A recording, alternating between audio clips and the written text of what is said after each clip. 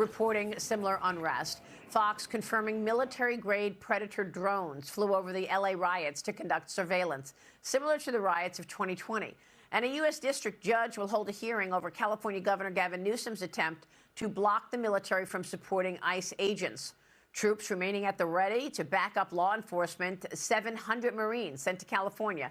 They're expected to be on the streets within 48 hours. President Trump here this week on restoring law and order. Watch.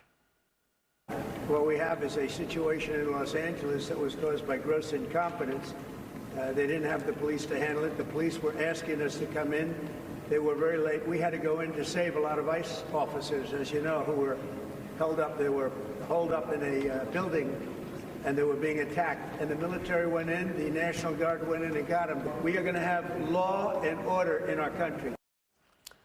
ICE, meanwhile, ramping up its raids. The White House has confirmed 330 illegal criminals have been detained in Los Angeles since Friday. An illegal migrant also arrested for attempted murder, suspected of hurling a Molotov cocktail at law enforcement during the rioting. Officials say the Mexican national was deported once before, and he does have prior arrests. The protests, meanwhile, are spreading nationwide on the streets of New York City.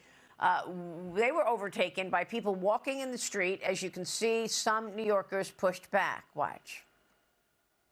That's what happens to my kid. I can't help you.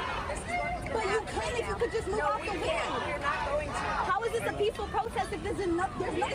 How do you as white people feel about stopping a black woman from going to work? Oh, no, not work.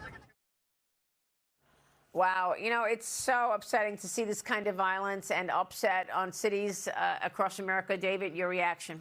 You know, it's interesting that progressives learned nothing from the university protest that they funded. We've been talking all morning about where these funds are coming from for these protests.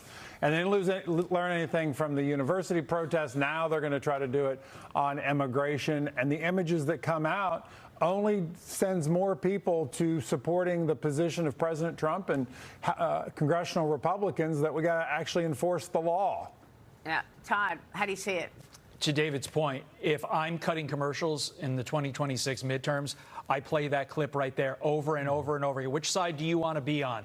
The woman, minority, by the way, who's trying to go to a job and provide for her family, or that entitled, snooty liberal who looks down upon her for having a job? That is a clear market contrast. Republicans win that one 100 times out of 100. And one final point to this lawsuit by Governor Newsom against the president.